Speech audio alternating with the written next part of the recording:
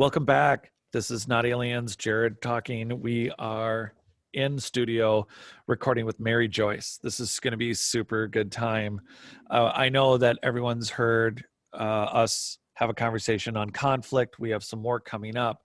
But besides being an investigative journalist and having spoken prior to us about the Cherokee Little People, because of her book, Cherokee Little People Were Real, we had that whole episode about the Moon-Eyed People. She's also, her most recent books are Bigfoot, Beyond the Footprints, Underground Military Bases, Hidden in North Carolina Mountains, Tangible Evidence of Jesus Left Behind for Us to Find. Those are just her most current works, but that doesn't include all of her work and the time that she spent doing shows from coast to coast, AM and Travel Channel. She's been interviewed in Canada, the United Kingdom, Australia. It is an incredible career that spans Fortune 100 companies coordinating art and printing and even down to children's books. And I think, like any true Renaissance woman, this is a great example of someone whose interests and sciences go across the field. And like myself, this is someone that has the ability to actually look at a vast amount of information with a unique eye and not with some set paradigm. And this is where, in this time currently that we're going to be able to spend looking at these evidences specifically today, we're not going to be focused on any recent Tic Tac UFO general info. We are going to be concentrating on Antarctica, some Google Earth finds that you can get out there. And I think I've spent so much for a short intro, but thank you, Mary, for joining us. How are you doing? Well, it's going to be fun to talk to you. I mean, we talked once before about the little people, but you and I seem to share an interest in archaeology. And so I actually thought of you because you've been to South Africa and seen some of the old ruins. And for those who don't know what these look like, it looks like some child drew an oval kind of a rough circle. And in the center, there's a big circle, and then around it, there are these segmented sections all the way around it. Well, those are down in South Africa. They're in Asia or in the Arab nations. And I recently found them in one in Antarctica that looks so similar to it. And I know about pyramids being kind of universal around the globe, but this idea is fairly new in my mind that this might be a universal shape also. I think it's super exciting. When did you find this? You've got I think it was in 2019 that I posted that. Yeah, yeah, and I have that in your file. And I know we're going to talk about later, but for everybody listening, this is skyshipsovercashiers.com. We're under the global links at the 2019 page, but there's so much great info on this site. We could probably do a whole show just telling people why they should be at this website. And for the researchers out there, for the self-experimenters and the people looking at this, it's really incredible because, like you said, I spent a month crawling over these ruins in South Africa. It's incredible. Anybody could get off the plane and find them. So I'm not going to make a big deal out of it, but I was invited out to multiple ranches where no one had actually done any official archaeological investigations of any kind. But they knew they had stone circles and they knew they had old ancient walls. They get covered in brush very easily. The stone circles you see in the pictures that you have right here on this page, the top left picture where it's brown, there is earth that kind of stays like that to a point, but something that a lot of people may not know, in the summer months in the plains, this part of South Africa, elevation is about 5,000 feet, 4,700 to 5,000 feet above sea level. And it feels a lot like Australia. That's where, in southern Australia, where I've been. And they have tons of forest fires and in summer. And so it burns across the land, and the visuals you get from South Africa in winter versus summer are dramatically different, where the seeds, frequently you can identify these stone circles because seeds get caught within the circles and they grow plants. And you'll see all across the countryside, you'll see clusters of round trees. Like, why is there a set of round trees? And and until you start discerning it, you don't realize that there are tens and tens and tens of thousands of these stone circles. But more importantly, next to these photographs, um, I'll have to send you some photos too, but these are photographs that are all included in uh, what's going to be square kilometer after square kilometer of foundational ruins and channels and tunnels. And uh, something I actually haven't shared because I haven't talked to anyone who has photos like this, and I can't wait to get back to the Antarctica thing because it's mind-blowingly similar, is that uh, the ruins that we were looking at while I was there from droning shows like either like walled paths that come to the stone circles, but they go down into ravines and valleys where they stop, and it very much appears that these places are so ancient, Mary, that the ravines, I think, where the creeks are, were not there when the stone circles had these walled roads. It appears that the ruts that basically you'll have a circle that has a sided walkway that goes down to what looks like a creek, and then you step over the creek, and sometimes they're only like 2 or 3 steps wide, or you could jump right over it. Other times you might have to like, take a few steps to get across. They're not deep, they're not large, but it really looks more like that it has been thousands of years of water eroding away, and that these paths were not stopping at a waterway. The waterway came after and eroded the walls that went up to the other side of a hill where there would be another stone circle. That's how old they are. That's really It's ancient. And the same antiquity goes with Antarctica. Um, some of the people with the University of Wisconsin were doing research, and they found a 280 million year old forest beneath Antarctica. And I had posted fossils that they found. And I'm so going to it goes pull back that up. I'll pull that up while we're talking because that I love old forests, and it really gives people a different, yeah, Antarctica's ancient forests. yeah, So yeah, it's this university. How did they even get? I mean, do you even know how they got permission to even walk through this area? I mean, is that a thing? I don't think it's a thing. There's nobody that owns Antarctica, and they want to keep it that way. That's why you have these research stations from many, many different countries.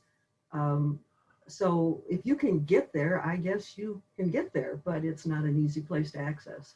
And I can't recall the name. Someone brought up, but recently and I know you meet a lot of people too, and we had done an interview with someone who had said that they knew someone who actually got to Antarctica, and their intent was to go towards some of these caves, some of these reference points that Admiral Byrd made, and that there are some no-fly zones, yet you can get there over land, but then you need to be really well equipped because you're talking about going over 1,000 miles.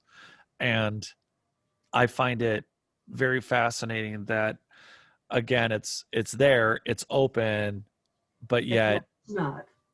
it's not. Yeah, there's So real restrictions with flying. And Linda Moulton Howe, who I think everybody knows, she yeah, did a wonderful interview with one of the pilots who flew over that no-fly section. Yeah, there's evidence there. There's an entrance in a major entrance into Antarctica. Now I've gotten pictures of smaller entrances, though they're not small. They're big enough for a jet to fly into with room left over. Um, and I, one of those, go ahead. oh, I'm gonna pull it up while everyone's listening. Okay.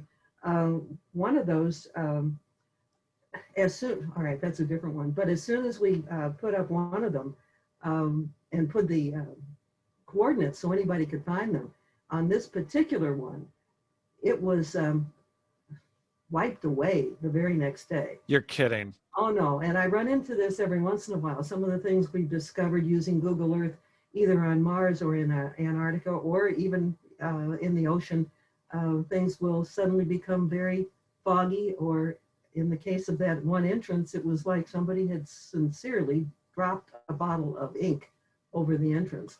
And I've the reason I think that's happened was because that's probably a very active entrance, and they don't want people being aware of any of it. Well, and then thank God for the internet in a way where I don't know what they were thinking. People that are constantly looking are going to see it, and it's impossible to scrub once it's out there, or it's more difficult. And then I don't know if they're hoping that, people like you and I discuss it less, and that eventually it goes into a folklore, like some sort of internet urban myth that, oh, that was never there, it was never on. And there are too many examples of Google Earth scrubbing and blurring their images. It's ridiculous at this point. There's one we did on Mars, and it was kind of blurry, but you could still see the structure. And again, within a day, no more than 2 days, it was blurred out totally, absolutely, totally. It's so frustrating because I'll get questions myself also, and I don't even want to go there, where people will say, well, they want to table some really big questions that we can't table because the only one who can answer this for us is NASA. The only one that can answer this is clandestine government organizations that literally have it's like, we know there's a wall there. And I think it's frustrating to be able to point to the exact curtains. Like, we know the man, don't pay no attention to the man behind the green curtain, and we know literally where the green curtain is. I mean, it's so frustrating. And the same thing is true like with Mars. They actually have a summit, which they've had, oh, I don't know, maybe since 2013. It's up in the Washington, D.C. area, and they talk about the future in Mars and all this stuff that will be in the future. I am totally convinced that whatever they talk about has already happened.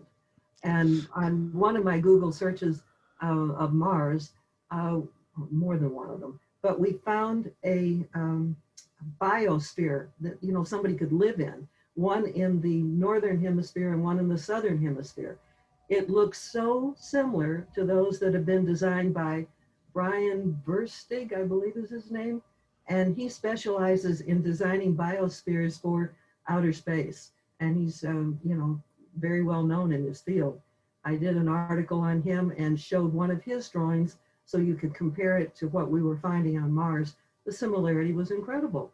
And then I know you keep up on stuff. The man from Israel, who was the head of the Israeli space, I don't know what they call it, Space Force or whatever, for years. After he retired, decided to go public. And one of the things he said was that the aliens and the American astronauts are working in conjunction on Mars. And he talked about developments beneath Mars. Yeah, What's been posted, that may still be dangling up there on our homepage, where we've got the listing of, it would be the homepage for the whole website, not just that one. But anyhow, your audience needs to know I'm somewhat handicapped. I can't access my own computer right now. Otherwise, I would be a little bit more fluid here. Sorry. Oh, no, I think this is good because I think part of the method, I think one of the things people get excited about, and I'm trying to bring more to even the interviews and the stuff that we're doing, it's not just that. I think there's enough people interested in the work we're doing, and you've been doing this a lot longer than I have. I mean, I've had a big interest in it over 20 years, but it took me 4 years to do the research and do my book.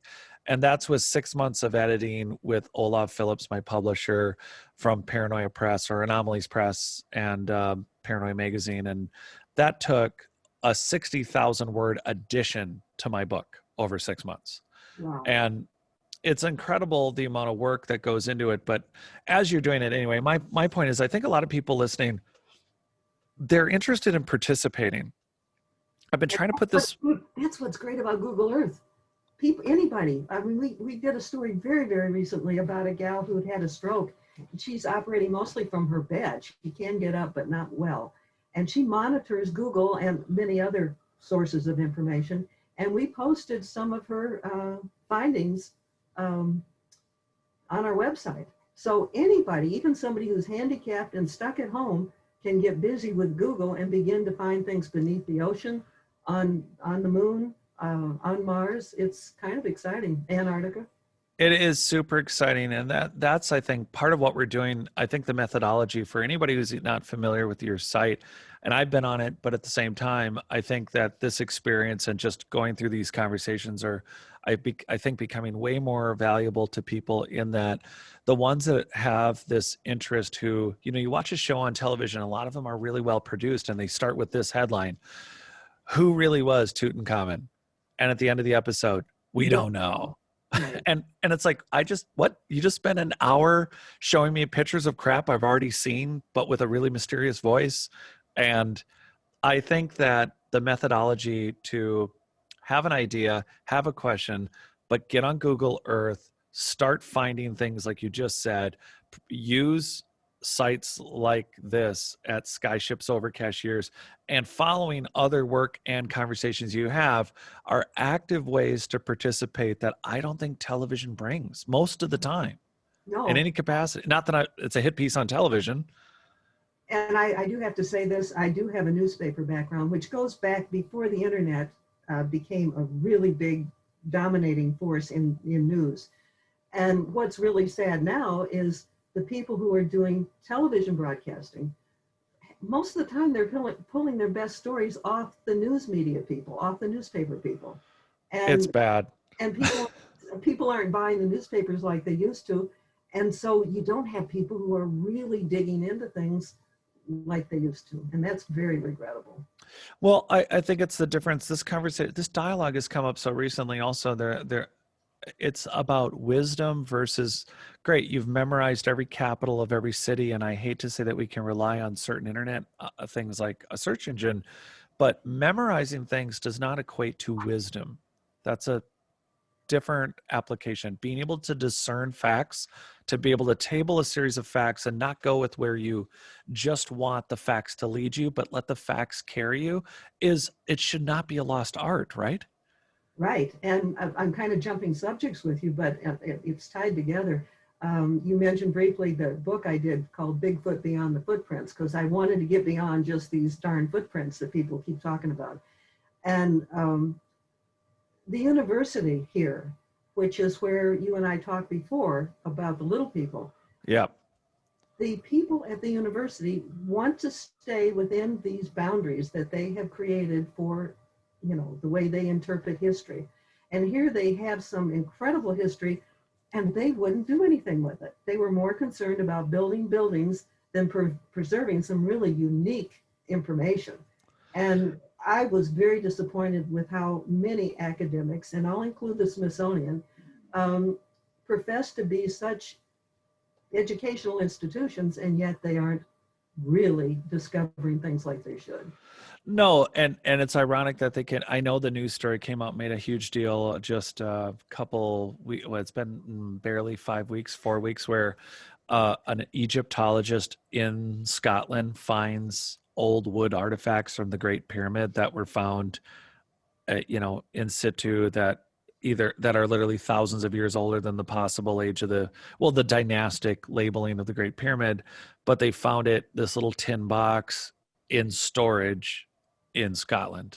Well, And it's like, okay, that's great news, but how many universities, how many institutions like the Vatican could use some new eyes on it? right. And the And Vatican's another notorious one for having a wealth of information that nobody can get to. you know what? You are the first person, I can't believe I didn't think to digress further, because you are an actual journalist. Why why is it, in your opinion, or what have you seen, or any stories you've heard, why is it, I know the obvious answer, but what are the how do you get into the Vatican to even look at anything I don't as know. a journalist? I don't know. See, it shouldn't be like, even in the field, no matter what kind of journalism you're going to do, of the list of things you need to know to be a journalist, there should be some people who should be able to easily say, "Oh yeah, you go to this website, you do this," and I've heard of other people looking into it, and this is the answer. It's this barrier to entry that is just so mysterious. It's they literally make it so difficult that even like with FOIA, they give you literally what you ask for, And nothing else. and and so it leaves out all these classified details. They can always get around freedom of information by just giving you what you ask for. Mhm. It's like that guy on the internet that's always making national, international news about how he does graphic editing and he gives people, literally what they ask for. And the pictures always turn out really funny. It's kind of one of those things where give me all the alien info you have from this location. Well, that location literally is this shelf in this spot, and it's a Jules Verne. It's ridiculous how they redact the information. And here, like you said, just to touch on what we were talking about, here's someone who you have listed at your site that had the stroke and found uh, uh, structures off of Australia's Great Barrier Reef, and again north coast of Antarctica. There And the you ones have you've got it on the screen right now, the ones in Antarctica, don't those look like the foundations of a pyramid that you would see down in South America? absolutely. And my background's in historical remodeling, and that means you deal with stuff that people have fixed and adapted for over 150 years. I've been doing it for over 20 years, and then I also add on giant structural components. I have to understand structural engineering. I live in Minnesota. I have to understand basements and foundations, and that's what drew me in my research to engineered soil, which I'm really excited about, because you have these underwater foundational structures, millions of square miles of land that's been lost from Doggerland and from Scotland to Ireland to France to Indonesia and Jakarta, the Jakarta Pyramid, that whole area and around Australia. You have and New Zealandia. Everyone's like, oh well, this is what New Zealand looked 240 million years ago, and the first thing that gets nixed out is, oh well, no one ever lived there then. But you have indicators and maps, the Sea Kings, and here's a perfect example. You have the foundational structure to a society that built megalithically, which took not just moving and cutting perfectly cymatic polygonal blocks that can not only cancel earthquakes, but are shaped so meticulously on every single side. But I'm into foundational structures where these foundations and these remnants that are underwater have been preserved for a really long time. And one of the things that people don't think about is that when we build a home, we'll dig a foundation of, we'll pre-compact the soil. It's supposed to be to 90% or more. And it's something I have talked about now with my archaeological friends, and they're like, Jared, no one's done this research. And I said, well, why not? Because in order to build a giant polygonal wall that, if it's dynastically stood around 5,000 or 6,000 years, and here's these foundational structures underwater, and that means, well, you have to wheel back the time frames to like the city off of Cuba to at least 50,000 years ago. In order to get any of these structures to stand, you don't just pre-compact the soil. The components of the soil itself are built up. And I don't think you build a multi-million ton, million pound polygonal wall without building a very complex foundational structure. And Mary, no one talks about it because it's not sexy. It's not finding mummies. It's not finding gold. It's not finding jewelry. When you have a foundational structure itself holding up these massive structures, we don't actually even understand the methodology to the very foundations that these things stand on. And these structures here in Discovery 2, it's mind blowing to see these. That this just doesn't look random.